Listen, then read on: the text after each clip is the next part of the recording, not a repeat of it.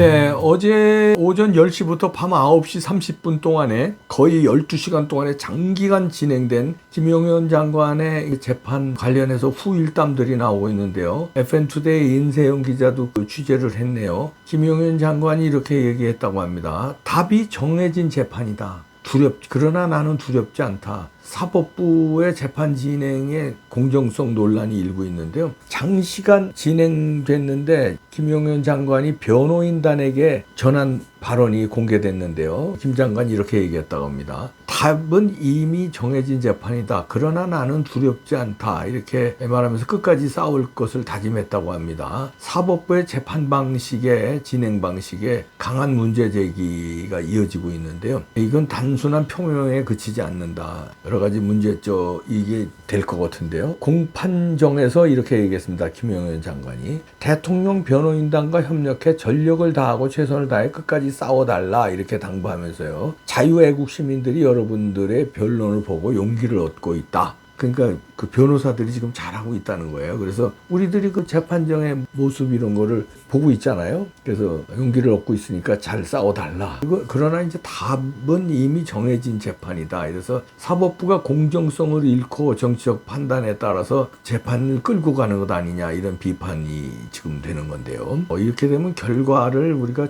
예단하면 안 되겠습니다만 참 불리한 결과가 나오지 않겠나 조심스럽게 예측이 되네요. 변호인단들은 모든 것을 걸고 싸우겠다 이렇게 입장을 밝히고 있습니다. 그리고 이제 김용현 장관도 이런 변호인들과 함께 싸우고 있는데 그래서 고마움도 표하고요. 근데 어떻게 우리가 질 수 있느냐 하고 변호인단들이 얘기해. 이렇게 우리가 진정성을 가지고 싸우고 있는데 어떻게 우리가 질 수 있느냐. 그런데 이제 재판을 지켜본 시민들이라든가 지지층이 재판이 공정하게 진행되지 않고 있다는 거를 불만을 드러냈다고 합니다. 그러니까 재판 상황이 쭉 지켜보니까 이건 답을 정해놓고 하네 이거 이상하다 이런 얘기입니다. 핵심 쟁점에 대한 논의가 충분하지 않고 이미 결론을 정해놓은 것 같이 몰아가더라는 얘기예요. 그래서 법조계 일각에서도 사법부가 정치적 안팎에 휩쓸려서 사법부의 그 독립성을 이미 훼손한 거 아니냐 이렇게 느낄 정도로 재판 진행이 이상하다는 겁니다. 자, 그런데 그러면 왜 이럴까 있잖아요. 왜 그럼 사법부는 그 행정부에 왜 이렇게 심여가 될까? 뭐가 두려울까? 이런 얘기잖아요. 근데 두려운 것도 좀 있는 것 같지만 그거보다는요. 김용현 장관의 이 발언이 사법부를 빡치게 한 거 아닌가 이런 얘기입니다. 그러니까 왜냐하면 이 발언이 잘못됐다는 게 아니라 사법부는요. 부정선거를 밝히려고 하는 사람들은 용납을 못하는 분위기. 왜냐하면 제가 수천 차례 얘기한 거 수백 차례는 좀 더 되는 것 같아. 사법부하고 선관위하고 같은 조직이니까. 그러니까 부정선거를 얘기하는 사람들은 불이익을 주는 거예요. 왜냐면요, 어제도 그렇게 주장을 했습니다. 김용현 장관이요. 백문이 불여일견 한번 들어보시겠는데요. 이런 것 때문에 사법부는 김용현 장관을 말하자면 답을 정해놓고 하는 거 아닌가 이런 우리가 의심인데요. 폭풍에 무방비인 사실이 밝혀졌죠. 방화벽도 설치가 제대로 안 돼 있고 비밀번호도 아마 1, 2, 3, 4호에서 웬만한 초딩 그 해커들도 들어갈 수 있을 정도로 취약했던 것으로 기억합니다. 사실 그것보다 더 충격적인 것은 이렇게 해킹이 들어와서 해커가 들어가지 않습니까? 그럼 그 해커들이 마음대로 선거 조작이 가능하다는 게 더 충격적이었습니다. 투표 인원이 몇 명인지들도 전부 다 조작이 가능했거든요. 300명 했는데 실제로 했는데 400명으로 바꿀 수도 있고 500명으로도 바꿀 수 있고 마음대로 조작이 가능했습니다.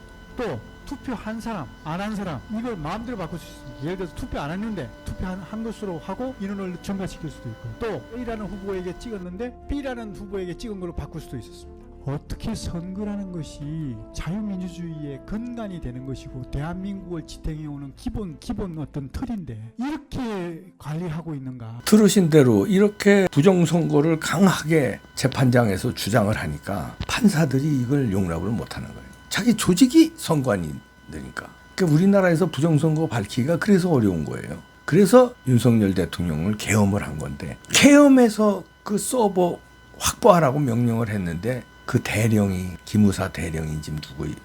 그 친구가 그 명령을 어기는 바람에 확보를 못했잖아요. 천추의 한인데 그럼에도 불구하고 늦지 않습니다. 미국에서부터 부정선거 이렇게 밝히고 있으니까 스마트매틱 나왔죠. 도미니언 그다음에 미루 시스템스 같은 거는 나왔죠. 여러 가지 증거 다 마두로 잡았죠. 이제 다 나옵니다.